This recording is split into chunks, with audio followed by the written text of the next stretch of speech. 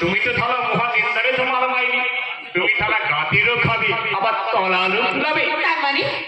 মানে বলছিলাম আমি তুমি বলো দ্রৌপদী হয়ে দাও, আর আমার ভাইটা দুঃশাসন আর ছোট ভাইটা মহাদেব, আর বাদ বাকি 3 চারজনের পক্ষে আমি দিয়ে দেবো।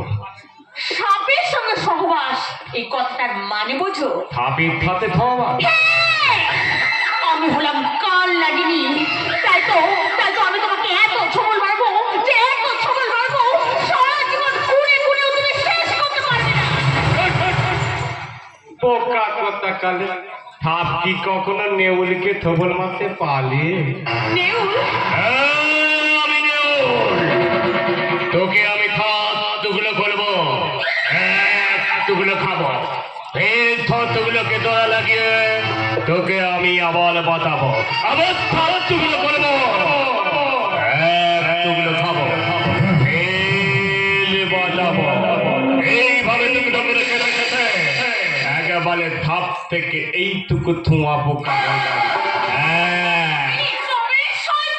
এই হারামজাদে,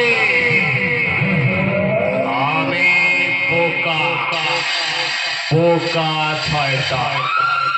এই লোকেরা আমাকে জানে আমি হাবা গোবা শান্তশিষ্ট ছেলে, কিন্তু মনে রাখিস এই যে এটা দেখছিস না, এটা হাত নয় রে, হাত নয়, এটা বাঘের বাবা।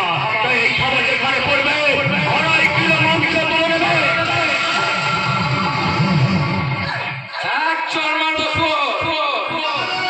বৌদির সঙ্গে অসভ্যতা হচ্ছে। ওই বাবা, আমি তো কিছু করিনি, আমি তো বৌদির সাথে একটু ইয়ালকি করছিলাম। বোকা কি তোমায় খুব বিরক্ত করছিল বৌমা? না না না গো বাবু, না বিরক্ত করবে কেন?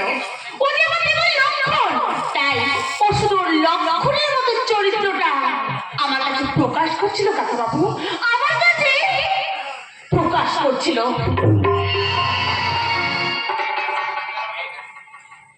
মেয়েটা এসব কি বলে গেল বলতো? কি জানিস? আচ্ছা বাবা,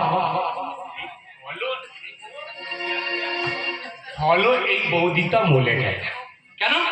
এই মরবে কেন?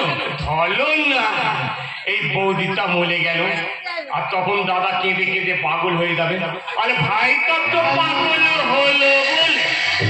পাগল হলো মানে কি?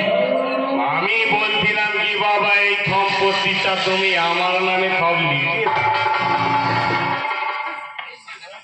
এই শয়তান ছেলে, বহু কষ্টে আমি এই সম্পত্তি করেছি।